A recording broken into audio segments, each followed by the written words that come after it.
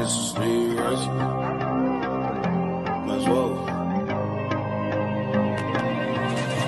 I'm walking through a ghost town, y'all ain't playing my sounds. Don't tell me to calm down, don't tell me to calm down. Only time I go backwards is when I wanna moonwalk. Don't test me, my mood's wrong. Don't test me, my mood's wrong. We are who we say that we are. You were lost in the stars, and it's all from the start. Never running no pace, never on the right page, but we still read that book, and we still run that race. Mississippi Racer riding out, no shortcuts, no time for that. Mississippi Racer riding out till the wheels fall off, I'm driving that. Mississippi Racer riding out, we'll stop burning, strike the match. Mississippi Racer riding out, red light, green light, red light, good night. Hey, red light, green light, red light, good night. Red light, green light, red light, good night. Red light, green light, red light, good night. Red light, green light, red light, good night. Time to chill, don't sweat it. Good morning and welcome. It is Coffee and Sports. It is the morning show powered by Wire to Wire Network. Thank you so much for closing out your week with us. Whether you're live on Facebook right now or maybe you are live over on YouTube. I am Chris, and of course, that right there, that is Mo. Mo, happy Friday, sir. Happy Friday to you and everybody out there listening. Getting ready to go into a big sports weekend. Mo, maybe this is more a reflection of me than it is anything else, but I think I am a pretty responsible person when it comes to simple things in life, like taking cold medicine. And last night I made what I thought, Mo, was the smart choice. I said, you know what? It's 8:30 at night. I have a lot of things to do this evening. I'm not going to take the Delsum PM. I'm going to take the normal daytime Delsum because, you know, if I take the Delsum PM, Mo, I know where we're going to go. I know where we're going to end up in about 45 minutes. I had no interest in going there, Mo. Well, fast forward an hour, and apparently Delsum daytime has a similar effect on people, or at least it does on me. Mo, I wasn't expecting that. I was not expecting daytime Delsum to put me into a state of what is happening right now. Absolutely ridiculous. Maybe it's just a me problem. Maybe I just can't handle Delsum. I have no idea. You know, the funny thing when you talk about those kind of cough medicines is with the AM and PM, I don't know the difference, man. I really think that they literally just go, they color one differently and call it AM. and I'm just saying, I honestly believe that. This is the one that's going to knock you out. This is the one that's going to knock you out less. Right. Maybe the PM is a more accelerated version, but I think the daytime can put you on your butt too. Mo, when Caitlin Clark signed her WNBA contract, even though we were like, man, you know, $348,000, or maybe it was a little bit closer to $400,000, but for 4 years, good money, Mo, not life-changing money, but good money. We knew the life-changing money was going to come later on for her. Well, Nike announced yesterday, Mo, that they have inked Caitlin Clark to an 8-figure deal that includes her getting her own signature shoe. Mo, I would say that it's fair that 8 figures is life-changing money. For those of you who are like, well, what's 8 figures, Chris? That's at least 10 million. We don't know the terms of the deal, but 8 figures is minimum a $10 million deal. So that's definitely some big money for her. I bet you it's higher than that, though, Mo. But everything that Caitlin Clark does, there is always going to be a backlash. And we are seeing the backlash, Mo, here this morning. So on the heels of Caitlin Clark signing her 8-figure deal and getting her signature shoe with Nike, pundits of Caitlin Clark and other fans of the WNBA, Mo, are quick to come out this morning and point out that 2-time WNBA champion and 2-time WNBA MVP A'ja Wilson does not have a Nike shoe deal. So why is it that Caitlin Clark, Mo, who has never played a single minute in the WNBA, and then you have A'ja Wilson, who was on the back-to-back champion Las Vegas Aces. She is also a 2-time league MVP. She is dominating the WNBA over the last 2 or 3 seasons. She doesn't get a shoe deal, Mo, but Caitlin Clark gets a shoe deal, Mo. Well, that's just not fair. Oh, by the way, I'm going to address the elephant in the room. They're saying it's because of her skin color. So let's open that door as well. Mo, I'll let you go first, and then I'll chime in after.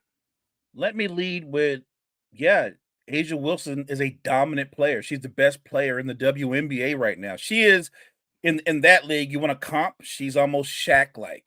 That's a comp. She's that dominant on both ends of the floor, and she's deserving of every accolade. And yeah, I do believe somebody should reach out. She should have tons of endorsements. Again, market your stars better, WNBA. As far as the Caitlin Clark thing, I would take it this way. If I'm an agent and I work for a marketing company, and I'm all about endorsements and building up a brand, I'm going to go with the player that's very marketable, that's been embraced by fans. Remember, A'ja Wilson, right? 2-time WNBA champion, multiple-time MVP. She's in the WNBA. But what I would tell people is women's college basketball is a bigger draw than the WNBA. It's more prominent than the WNBA. In the last 2 seasons, Caitlin Clark was at the top of that prominent period. She was the dominant force. Who did people have been talking about the last 2 years? It's what Caitlin Clark has done. It's what Iowa has done. So she's very marketable. And let's be fair, a lot of great players in many leagues, they're not marketable. They're not. They like Karl Malone and Charles Barkley, they said they were basically the same when you talk about their impact, but they weren't the same. Barkley had an outgoing personality. He had a style of play that drew fans in. He was marketable, so he had all kind of endorsements. Karl Malone was kind of more fundamental, didn't talk much, didn't give you much, not very marketable. Plus he played in Utah. Nobody watches them. So I'm just saying, to take what Caitlin Clark has done, again, she's this huge megawatt star coming from college with all of this heat, all of this fanfare that's deserved. When Nike offers her an endorsement like this, it's because Nike projects she's going to be worth every penny. If A'ja Wilson, and I hope this comes out the right way out of my mouth, doesn't have an endorsement like Caitlin Clark's, it's because Nike doesn't feel she's that marketable. That's what I honestly believe. Or whoever represents her agent hasn't done a good enough job getting her that type of endorsement. If anybody has a problem with the Caitlin Clark contract or the deal that she's made with Nike, take that up with Nike. That's not Caitlin Clark's fault. It really isn't. So, and the idea that we got to throw out there like she's white, so come on, man, don't do that. Don't do that. I'm not saying there's not some aspects of our society that reek of that to some degree, but this right here, what if Caitlin Clark played for UCLA and she was African American and she did everything she's done now? Wouldn't she get those same endorsements because of the player that she was? I'm going to take a higher ground and say Nike looked at her and said she's very marketable because of the player that she is, that the draw that she is. But I get it. Some people want to go lowbrow, go low-hanging fruit and go, the only reason why she's getting all this attention. I'm not going to do that. I'm going to say she's a player that's come along at the right time when we look at where we are in society. Timing is everything, Chris. I just think Caitlin Clark she's grabbed lightning in a bottle, and everything she's getting. This is what Nike, their execs, their marketing team. You don't think they've looked at A'ja Wilson and go, what can we do for A'ja Wilson? And they were like, well, she plays in the paint, kind of back to the basket. I mean, she can step out, but a great player. Tim Duncan, great player. Not that marketable. Not the most exciting guy to watch. I think it literally just comes down to they're completely different players. Caitlin is a perimeter player. She does a lot of things from behind the arc. She can break people down off the dribble. She's just a more exciting, entertaining player. It could be literally that simple. I'm going to say that's why Nike went that way. So 2-time WNBA MVP, back-to-back champions with the Las Vegas Aces, You cannot take away from A'ja Wilson on the court, and I'm not going to attempt to take away from A'ja Wilson on the court. But I am going to say this. With being a back-to-back champion in the WNBA, with winning multiple MVPs in a short amount of time. I don't know, did she win them back-to-back or was it 2 out of 3 years? I'm not sure, but It's back-to-back. Back-to-back. Okay. So with all the success that A'ja Wilson has had in the WNBA over the last 2 seasons, Mo, you could easily say that she is the WNBA star that has dominated the league, maybe even be the face of the league for the last 2 seasons. That's fair. 2 MVPs, 2 championships. You're the face of the league for the last 2 seasons. Caitlin Clark has done one thing WNBA related. And I would even say it's WNBA adjacent because it wasn't a game. She's done one thing. She entered a draft in which she was the number 1 pick and drew a 2.7 million viewers. 2.7 million viewers to watch her and some other very talented women, but she was the leader of that pack, Mo. Dress up very nicely and hold up jerseys and take pictures. 2.7 million viewers. Now, I know what you're thinking. Well, you know what, Chris? Maybe the record before that A'ja was involved in. No, she wasn't. She wasn't. Because the highest rated WNBA thing before that, her draft wasn't even the highest rated draft. Highest rated draft was 2,000. 601,000 people. Wasn't A'ja Wilson's draft. She wasn't pulling people out of college the way that Caitlin Clark is pulling people out of college. Well, what about ratings, Mo? That 2.7 million viewers was the highest rated WNBA anything since the year 2000, when they were averaging 2.74 million viewers per game. So it's great that A'ja Wilson is a 2-time MVP. It's great that A'ja Wilson is winning championships, but Mo, she's not moving the needle. I'm not saying A'ja Wilson's not a great player. I'm not going to sit here and say that A'ja Wilson at the end of her career won't be a better player than Caitlin Clark at the end of her career. I don't watch enough women's basketball to have a statement or an opinion on that. But I do know enough about the sport to know that there is a difference between talent, dominating talent, and then someone who moves the needle on and off the court. And it appears, Mo, that Caitlin Clark moves the needle on and off the court. Look at what she did in Iowa. Look at what she did for that program. Look at what she did for that entire school. Look at what she did for the WNBA draft, something that was considered unwatchable TV by most for nearly 3 decades. And then she shows up and, oh, we draw a number like that. Mo, that's what Nike is seeing. Nike isn't investing in Caitlin Clark is going to be the greatest on-the-court WNBA player of all time. Nike is investing in Caitlin Clark is going to have the greatest star power in the WNBA of all time. And that is going to transcend what she does on a basketball court. Now, Nike is hoping she wins championships.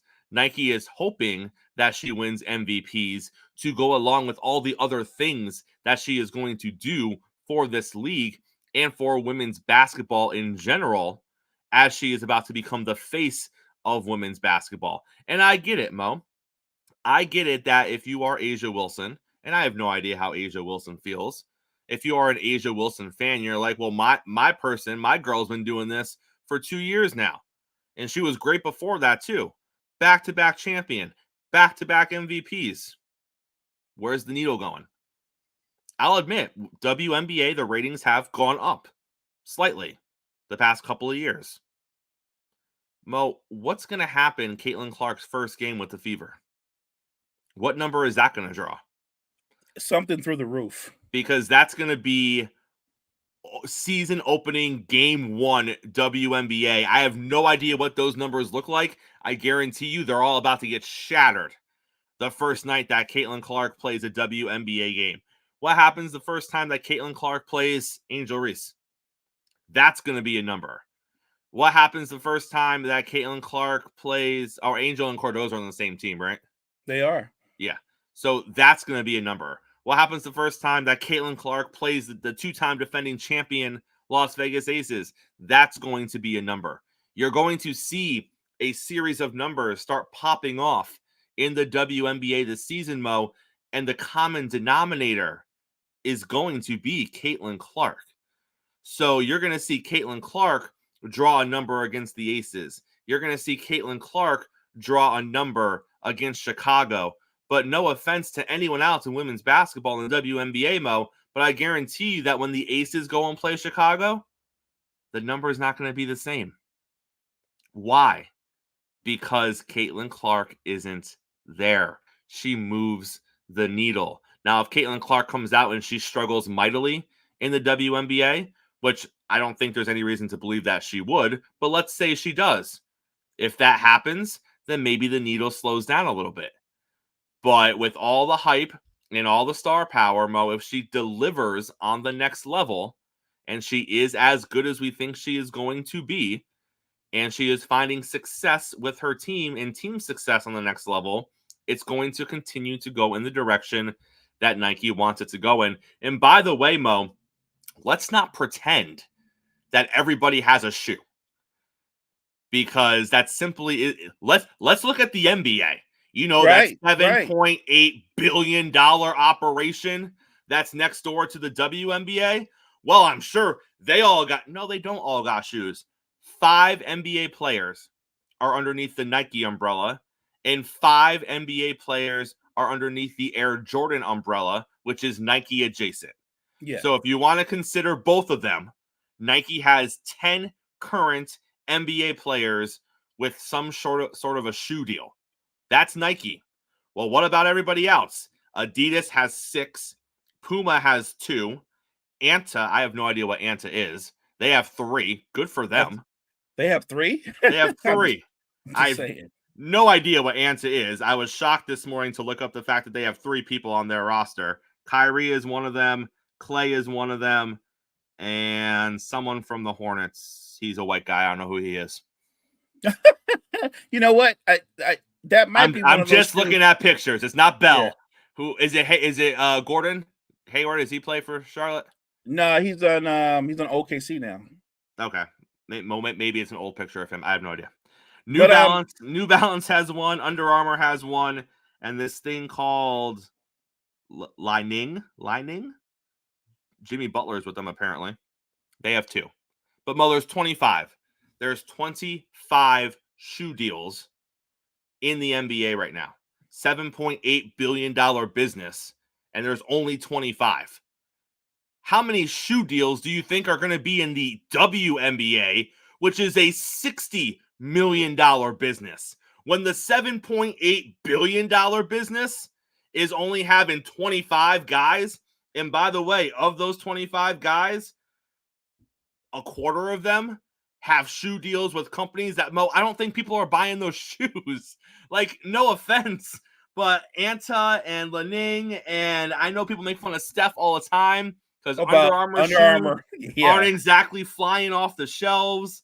I mean, you got Kawhi over here, and the Kawhi's got New Balance, and they look like hospital shoes. So, right, yeah. It makes sense with his knees. I get why he has them. That's right. But that's a quarter of the shoe deals right there, where you're kind of like, okay, great. They're not moving the needle with their shoe deals. Like, Mo, companies aren't handing out shoe deals. Why? Because if they give someone a shoe deal, they need people to go buy the shoes. They need people to want to go buy the shoes. They want people lining up out the door when the next shoe comes out. That's how shoe deals work. That's why not every guy has a shoe deal. I'm sure Andrew Wiggins would love a shoe deal. But guess what, Mo? No one wants to wear Andrew Wiggins' shoes. It just is what it is. It's not because he's not a decent ball player. It's because not everyone gets a shoe deal. I don't know if they'd be lining up out the door for A'ja Wilson's shoe. I don't know if they'd be lining up at the door for any current WNBA player's shoe. Sabrina Ionescu, she just did that great thing with Steph Curry. Yes. If she got a shoe today, are girls lining up to buy her shoe? I don't think they are. Mo, I think this is the one. this is the one where you look at it and you're like, they might line up to buy Caitlyn's shoe because of the impact that she had not only on the collegiate level, but now she's going to go have on the pro level as well. That's why I think they're doing it. And Mo, I'll tell you right now, if the returns aren't what they think they're going to be, you're not going to see this happen again. That's true. What if she's just really good? What if she ends up, let's say she's not transcendent like a lot of people project her to be. Let's say she puts up modest numbers. She averages 17 points a game and 17 assists, which I think is still really good. And she's a very good player.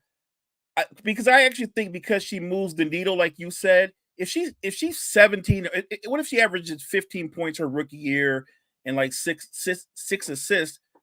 I think that's a good rookie year. But if she's more than that, that actually blows up. And like you said, I think that's going to bring more people to, I'm going to get me some of those Caitlin Clarks, right? You brought up all the different matchups that are going to be draws. You know, when she plays against Diana Taurasi, that's going to go through the roof because of all the things Diana Taurasi had to say about her. You hit it on the head. She moves the needle. And I know her detractors or haters, if you want to call them, are like, well, she's not going to be that good. I'm more of I think she'll have a good rookie season. I think she builds off of that. And I think like a lot of people in either league, NBA or WNBA, she will get better. She will develop other strengths, other go-tos as she goes along in her career. I don't think she's going to fail. I don't know what her ceiling is going to be. Like you said, is she going to be better in terms of her impact on the floor as an A'ja Wilson or somebody of that nature? I don't know yet. But I do think at a minimum, I think she's going to be very good. And if she's very good, they're going to buy her shoes. They are going to buy her shoes. And if you are a current WNBA player, if you are a current college player in women's athletics, you want Caitlin Clark to be successful because all the doors that she opens and all the walls that she knocks down, she's going to allow you to potentially step through them if you are close to her as far as moving the needle goes, because they're going to say, well, Caitlin Clark did it. We think you might be just below her as far as moving the needle. So here's what we're going to offer you. Because Mo, the flip side of that conversation is, well, it didn't even work with Caitlin Clark. Look at what she did in college. She was a megastar coming out of college. You're definitely not even that. So there's no way we can make that investment in you because that failed and that was supposed to be a surefire thing. You're not even on that level. I'm sorry. Those are literally going to be the conversations. So those are the stakes, right? Right. So if you are another female athlete, you want her to be successful because she's literally, this is going to be head of the table status. If she knocks down these doors and she makes this money, she is going to allow others to eat as they come up behind her. What isn't this what they've been fighting for, Mo? Isn't this what women have been looking for? They want the same opportunities as their male counterparts. Their male counterparts have shoe deals. Caitlin Clark just got herself a shoe deal. But instead of celebrating it this morning, we're going to turn it into a race thing and talk about how she doesn't deserve it because she has never played a minute in the NBA. Got it. So you want the same stuff as the guys, but you only want it with certain players at certain times based on how you're currently feeling in the situation. I wish you just would have told me that because I would have understood the situation better, Mo. And like I said, I don't think it's that complicated. I think people forget. Look at a player like Breanna Stewart, who's been a dominant player throughout her career in the WNBA, but no big deals, no marketability.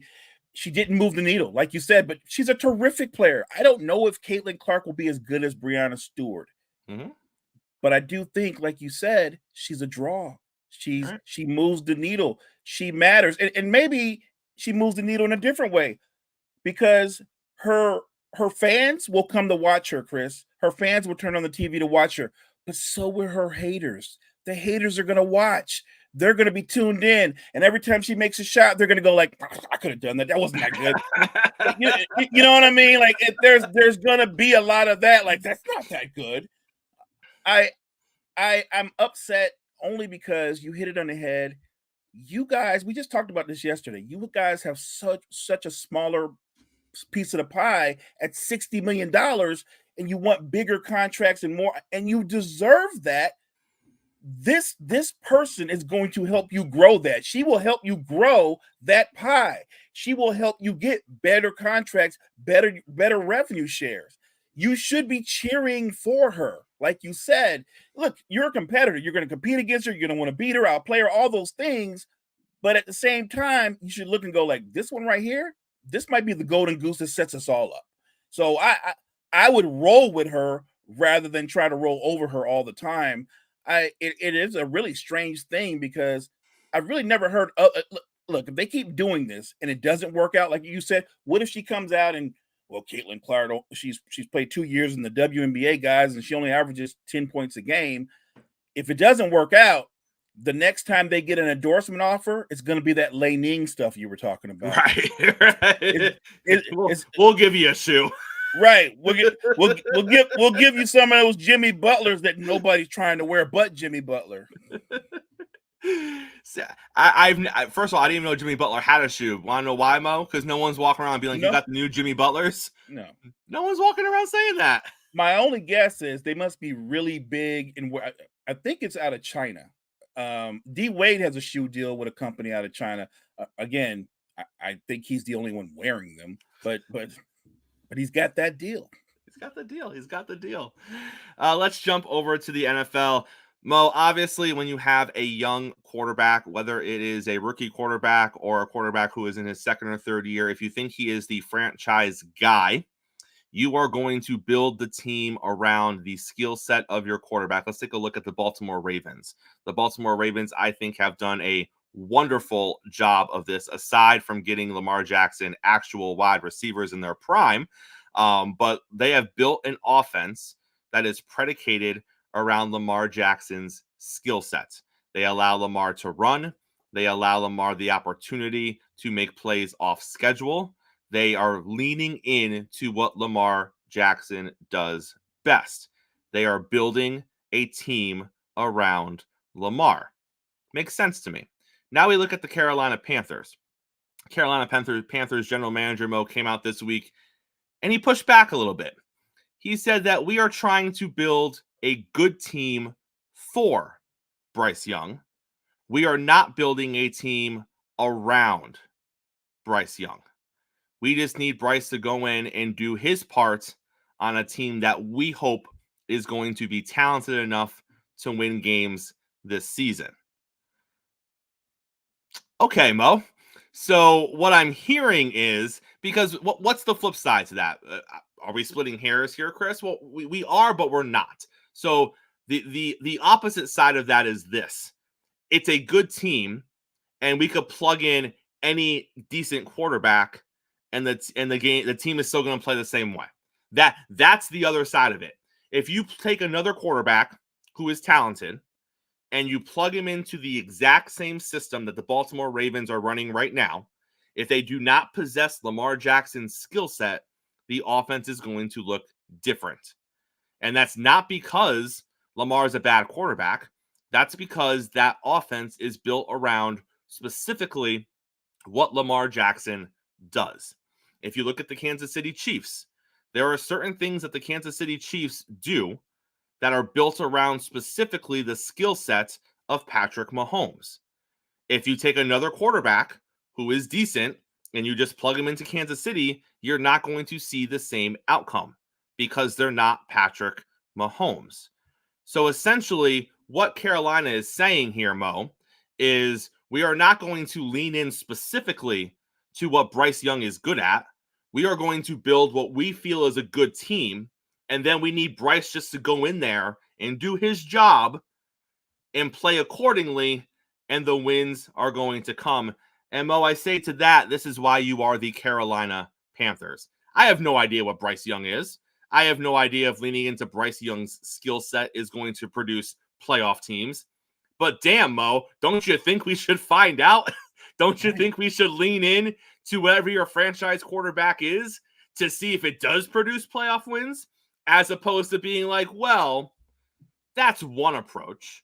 The other approach is we just scale it back a couple of steps and let's just like it's almost like they're hedging their bet for when they replace Bryce Young with the next guy. That's what it feels like. The team's just ready to go and they're like, well, we don't gotta change too much. We didn't really specify it to Bryce, so we can get another guy in here if we need to. Is that kind of what it feels like? It almost sounds like they've given up on a kid who just came off his rookie year. They've given up on him. I hope that's not the case, but the way that franchise is run, it isn't a reach to say. This is what I know. When they were looking at him, and remember, there were some people who wanted to go another direction. There was like their head coach, right? And what did it get him? But and what did they do? They looked at Bryce Young, they looked at his skill set, and they thought, this is the guy. Now, whether you agree with them or not, I know what his skill set is. And let's not forget, he's also a small core. He's not a big guy. So you would think you would run an offense that shines on his strengths, right? That puts him forward on what he does best. He's mobile. He can make plays on the run. To me, a guy like Bryce Young, or his best asset would be a strong run game, right? To complement what he can do because of his skill sets. There's things that he's similar to Lamar Jackson in that he's very mobile, but he can't just out and out run the ball like Lamar Jackson. Like Lamar Jackson broke the mold because he's a quarterback who can run the ball like a running back. And I've never seen jogging while he's doing it. Right. And having fun sometimes while he's doing it.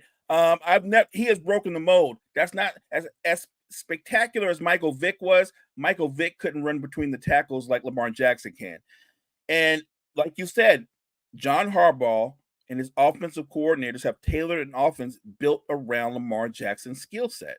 And that's what you're supposed to do with your franchise quarterback. And Carolina is saying that this is the offense we're going to run, and Bryce needs to adapt to it. That's horrible. That is a terrible approach. You knew what he was when you drafted him. You're supposed to build around what he does best, not him adjust to what you guys want to try on the fly. I've never heard of anything like that. It's a crazy thing. Did I see Lamar as the second best quarterback in the league? That's what College Cottrell says. I think College Cottrell is great at analyzing college football. Whoa. No, let me finish. I'm not dissing. I'm just disagreeing that he's the second best quarterback in football. He's one of the best quarterbacks in football. But number two, I think the number two guy just got healthy this offseason in Cincinnati. That's the second best quarterback in football. You can judge anybody else after that, but the second best quarterback in football, his name is Joe Burrow. I agree. So, Mo, it's just contrarian. Contrarian things are happening in Carolina. Maybe you and I just aren't smart enough to really grasp the greatness of what they're doing over there. So we'll see. We'll see how the season plays out, and we'll see how this not leaning into their franchise quarterback goes for them. I feel sorry for Bryce Young. If you are a Philadelphia Eagles fan, you probably are confident that A.J. Brown is going to be on your team this season. But, Mo, I will tell you right now, A.J. Brown is a complete and total clown. What he is doing right now is for attention. It is completely ridiculous. For those of you who do not know, A.J. Brown has decided that he is just going to change his social media stuff to Patriot stuff. He has Tom Brady on his social media avatar right now. He has started to follow a bunch of Patriot players. This is going on at the same time that there was already trade speculation circulating his name. This is going on at the same time that it's coming out that the Patriots were interested in acquiring him, and they reached out to the Eagles to see if a deal could be made. The Eagles seem to have no interest in moving A.J. Brown, and A.J. Brown has since come out and told this story about how he's been a Patriot fan all his life, and he loves Tom Brady, and he was just paying respect to the New England Patriots organization. Mo, you know what you're doing. You know exactly what you're doing. And I'm not going to sit here and I'm not going to buy this garbage that you're just trying to live your life on social media and people are taking things out of context and they're making more out of stuff than it is. And you're just trying to show love to your shut up. You know exactly what you're doing. You're stirring the pot. You're putting yourself into the headlines. You're creating waves. You're doing all these things because as a player of that caliber, he is a top tier wide receiver in this league. When you are a top tier in the spotlight athlete in any sport, and you want to go on social media and start changing your avatars to different teams or different players from different teams, and then you want to start following a bunch of players from one certain team while there's already trade spec. No, he knows what's going on. Like, if you really wanted to do that, just wait a little bit. Like, if that's really what you needed to do, just wait a second. Wait a second. That's all. But you did it for a reason. And I'm not saying he wants out of Philly, but I'm just saying that he knows what he's doing. So to sit here and be like, what? A guy just can't walk his dog without being bothered? You weren't just walking your dog, A.J. Brown. You weren't just doing that. You were stirring the pot. You got the attention. And now you got to be like, nah, it was nothing. It was nothing. It was nothing. I just wonder how long do the Eagles organization, do the Eagles fan base keep dealing with him, because at some point you wear out your welcome, right? At some point, Stephon Diggs did twice. Yeah, right. And that's what. And guess what? Philly knows. Philly knows. They had T.O. They know. They know these diva wide receivers whose personalities can get a little bit off track. That at some point the trouble, the annoyance, and all the other thing you bring outweighs what you do on the field, and they make a change. I'm not saying the Eagles are going to trade A.J. Brown, but Philly's a tough town, and what they really want you to do is they want you to come out, play football, and keep your mouth shut, right? Unless you're one of those big talkers that every time you say something, you quite literally can back it up. I think that A.J. Brown, though, has been doing more talking lately than backing it up. I feel like you said, he's not saying out and out, I don't want to be on the Eagles, but he's kind of doing what Tom Brady did in the interview the other day. He's leaving the door open. Like if somebody comes calling and goes, we're interested in A.J. Brown, he's not going to be like, man, maybe you guys should trade me. They're like, I tell you what, if he gets traded to the Patriots, I'm not saying it's going to happen. He's going to get exactly what he deserves. He's going to get exactly what he deserves. He's going to be catching a lot of medicine balls from Jacoby Brissett. And then halfway through the season, when Jacoby is injured and he can't get on the field anymore, the rookie's going to come in and keep feeding those medicine balls. There's going to be nothing but little 6-yard slants and outs. He is going to get lit up. I guarantee it. He's going to get what he deserves. If you look over, we talked about this yesterday. We're going to get to it today. Earlier, end of last week, beginning of this week, Coach Prime was talking about his son, and he was talking about Travis Hunter. If I got that name right? Yes, Travis Hunter. He is the standout at Colorado, two-way player, one of the better cornerbacks in college football, and then he is also a pretty decent wide receiver as well. He is talking about... Oh, by the way, I was actually going to bring this up. I forgot to. Let's not forget, A.J. Brown. You have a good receiver behind you that just signed a new deal with Philly. Devontae's nice. I like. So it's not like if they lose you, they got nothing. There's stuff behind you where if they lose you, they can keep on moving. So be careful. Just be careful what you're doing out there. But Mo, Coach Prime came out and he said that, you know what? There's only certain places my boys are going to play. And I don't know why he is making these kind of decisions for Travis Hunter. Apparently, he feels like he has the power to do that. That's fine. But he came out and he listed a handful of teams: the Eagles, the Niners, the Cowboys, the Commanders, the Ravens, the Falcons. 3 of those teams are teams that he played for. But he listed 6 teams. These are the teams that Deion would allow his sons and Travis Hunter to play for. Mo, we've talked about this before. I'm all for player control. I'm all for player power. I'm all for players, being able to capitalize on themselves and to not be taken advantage of by the system.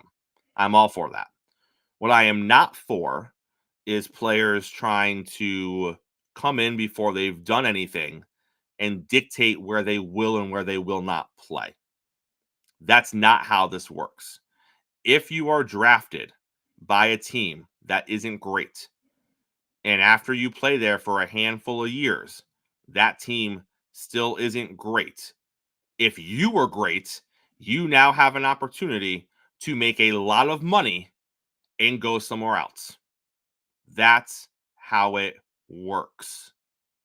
You should not, and I do not like players, and I know people disagree with me because they're like, well, Chris, this is the same thing. If they don't want to play in Chicago, why should they be forced to play in Chicago? Because Chicago drafted them. That's the way the game works. Now, you can come out and say, man, I would love to play for San Francisco. I have a connection with the Bay Area. I'm really inspired by their coach. I think that system fits me perfectly. I have no issue with that. I have an issue with things like I'm not playing for Chicago. I don't want to play for Chicago. It doesn't fit me. If they draft me, I may not play with them. I have an issue with that. Now, if you look at Coach Prime, and he's given different versions of this statement. His most recent version, Mo, was more of a definitive version as far as this is where I would allow them to play for. His previous versions have been more open as far as I think they would do best playing in these cities for warm weather reasons or for indoor reasons, things like that.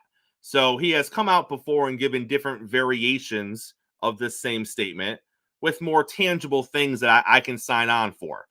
I agree. If you are a kid who's only played in warm weather, it would probably benefit you to go to the NFL and play in warm weather. Got you.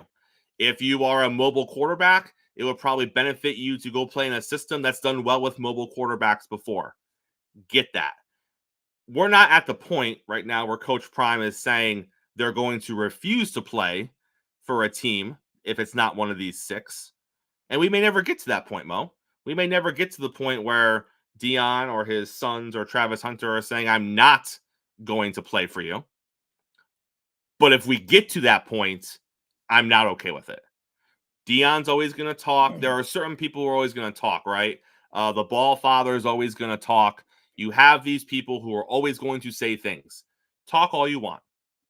But if we get to the point where draft day is here and a kid is drafted and they turn around and they go, I'm not playing. I'm not doing it. I had an issue when Eli did it. I thought that was messed up. Yeah. Looking back at the Elway story, I wasn't a fan of how Elway came out looking in that story either. If it happens with anyone moving forward, I'm going to feel the same way. It's not a good look. That's just me. I know a lot of people think that we are moving in that direction and that these players have worked their entire college careers for this opportunity, and they have a right to decide who they're going to go work for in the pros.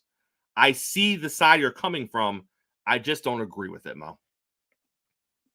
Well, I think you have a right to not go work for, say, if you get drafted by Carolina. But if you don't play for Carolina, what I'm saying is then you don't play for anybody. So you don't have to play for Carolina, but then you're not going to play for anybody, unless you're going to play in one of those leagues that you're going to be wearing those shoes that Jimmy wears. I guess I'm kind of like JG with that purist thing where I'm like, if you get drafted by the Bears, or if you get drafted by Detroit, or if you get drafted by Cleveland, then you play for the Bears, Detroit, or Cleveland. And that's your career path.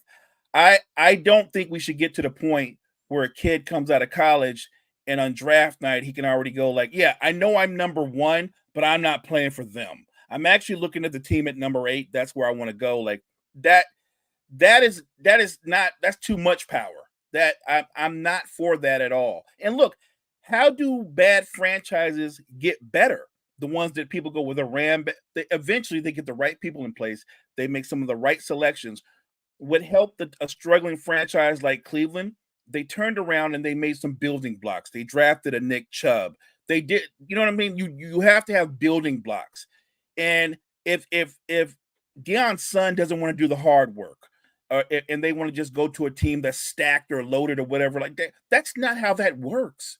If he's as good as people think he is, you're supposed to be the guy that goes there to help turn it around. Not I want the guys in place for me or something like that. I like a lot of the things that Deion Sanders say. I think he's entertaining. I think that he can be brazen sometimes. But I always think that he's speaking his true mind. You're getting the original version of Deion Sanders. This situation to where he's only going to let his son and Hunter play for a select group of teams, which by the way, Hunter's got a family, doesn't he? He's got a dad and a mom. Unless they've just said, Coach Prime, you've got run over our son. Don't worry about it. Like I'm just saying, I'm sure they can advocate for where their son may or not be looking to play. And correct me if I'm wrong. Both of these guys, they're coming out in next draft, not this draft, right? They're coming out in next draft.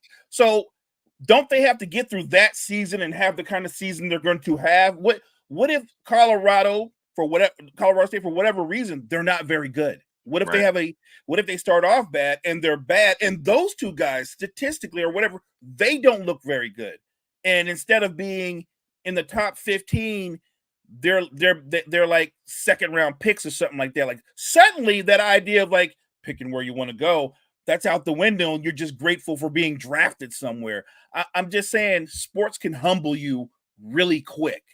I don't know where Hunter's going to be drafted. I know that he's a terrific corner, and if he can be what people build him to be, he'll be an elite corner who sometimes will play on offense, sometimes much like Deion Sanders did in situational football.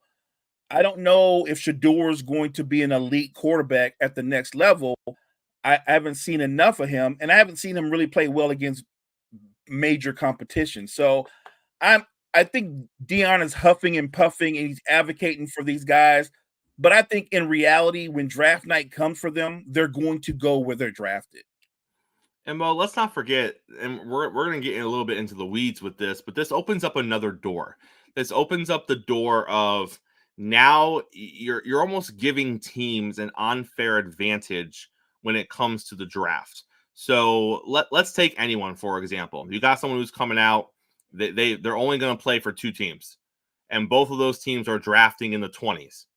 Well, if those teams want that player, you're eliminating the fact that they have to trade up now. Because what happens now? If a team really wants somebody and they think they're going to go before they can get to them, they're going to trade up and they're going to go and get them. Mm-hmm. That is, I would love to play for you guys.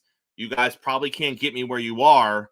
If we're going to make this work, you got to trade up and you got to come get me. Well, what happens if we get into a world where you have 4 or 5 guys, and it's never going to be every guy, right? It's always going to be, the top of the top 2 or 3 guys at the big positions. So it will only be a handful of guys every single draft. Maybe 2, maybe 3, maybe 4, maybe 5. It's never going to be a huge number.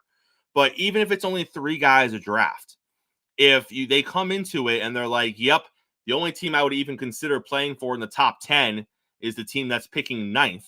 If I go to one of the other teams, I don't want to be there. I have no interest in playing for your organization. I don't like how it's ran. You're not going to do anything for me. I'm going to have 5 losing seasons. Then you're probably going to franchise tag me and force me to stick there for another season. I don't want to be a part of that. You have a history of not running your teams right. You have a history of not making the playoffs. I deserve better than that. Well, now, Mo, the team sitting at 9, they know what's happening.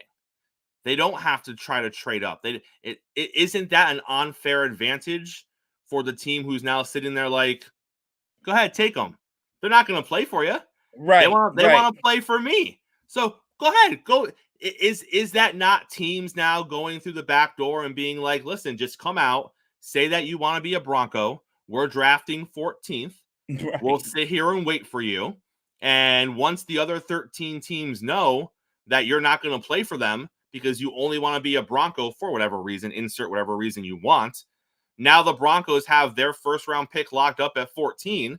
Maybe that pick should have went 2 or 3, but they've basically decided I'm playing for Denver. No one else take me. I'm not saying we ever get there, Mo, But isn't that essentially the door that we're opening up if we start dictating where the 2 or 3 best players in college football want to play as they're coming into the draft? And it wreaks havoc on the system.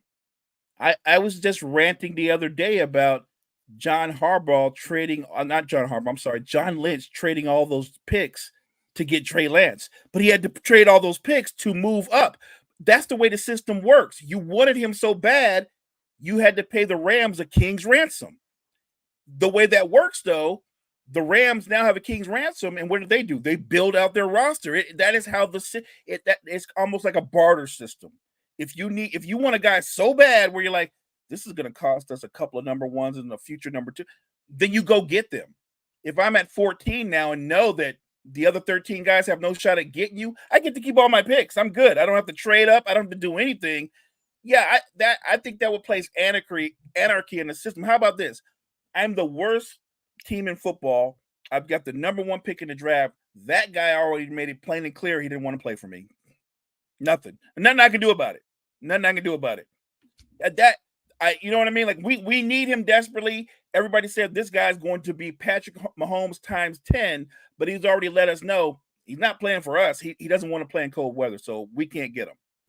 That's crazy to me. I don't want to. Not only can you not get him, now when you go and try to trade the pick, you can't. The other GMs are going to be like, why would we'll give you something for it, but we know he's not going to you. So maybe we should go try to trade for the second pick because we know he's not going to you. Oh, right. He's not going to play for them either. Right. The first potential team he's even open to playing for is drafting 4th. So why would we trade for the first round or the second or the third round when he said he's not playing for those teams? Exactly. Let me go work out a deal with the team who's drafting 4th because that's the first spot he might act. That's insane, Mo. That's insane. That's the door you're opening. And if you're the Kansas City Chiefs, we need a wide receiver. Marvin Harrison, wouldn't you like to play? Wouldn't you like to play with Pat Mahomes? We're drafting 30th, all right? We're just going to sit back here, all right? You let everyone know you want to be a Chief, and you're not going to play for anybody else, and you're going to go 30th in the draft.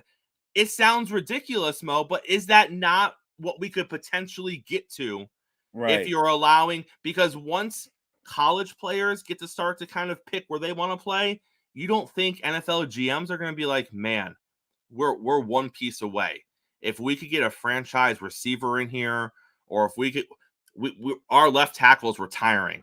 If we can get a franchise listen, just go in there and say you want to play for us. We'll get you at 18. All right. You're going to be our guy. We'll throw some more money your way and bonuses or whatever. It will be chaos, Mo. Absolute chaos. If they open that door, imagine how smug the GM that has the 30th pick, and they know like the best receiver's coming to us. That's we're just sitting in there in our draft board and we're laughing because we're gonna get him anyway. So he already told us, so we're good.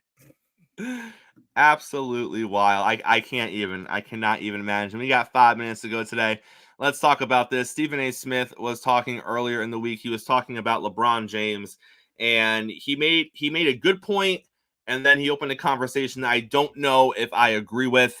You are a Laker fan. You know LeBron more than I do. Let's open it up. He said at this point in LeBron's career, there is nothing that he can do that is going to tarnish his record, which I agree with. I agree with that. At this point, with everything that he has done, 10 finals appearances, the MVPs, I believe he has some finals MVPs in there. The success with all the different teams that he's been on, he could lose. They could get swept in these playoffs, and it's not going to change my opinion of LeBron James as a basketball player and where he ranks all time. If you think he's the best, I think you're still going to think he's the best. If you think he's second best, I think you're still going to think he's second best. But what he did say, Mo, was that if they get through the Denver Nuggets and then go on to win a title this year, he said, and he is an avid Jordan is the greatest of all time guy. He is an avid believer that now he might have to rethink that. And that's where I look at it, Mo, and I say, okay. So essentially what you're saying is LeBron is just one title away from being better than Jordan. And I don't know if I can sign off on that because that's it. He's one series win away from the current dominant team in the league, which is the Nuggets. It would be a great series win for the Lakers if they do it. If they can beat the Nuggets, I agree with Stephen A. They can beat anybody in the league, Boston Celtics included.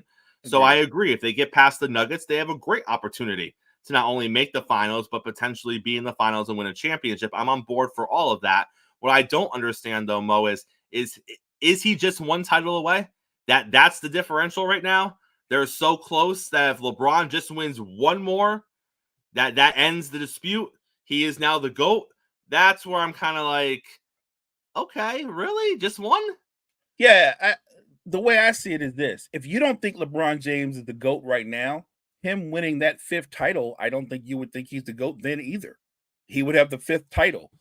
I would do the simple math that Jordan does in the commercial when he's doing the last time I checked, 6 is more than 5. 6 still is more than 5. And even with all his accolades, he's the all-time leading scorer. He's going to be top 5 in so many other statistical categories. People still don't look at him as the best player that ever played the game. I will say this. The argument that you can make, though, if the Lakers were to win it all this year is that LeBron James would be winning an NBA title in year 21 at the age 39.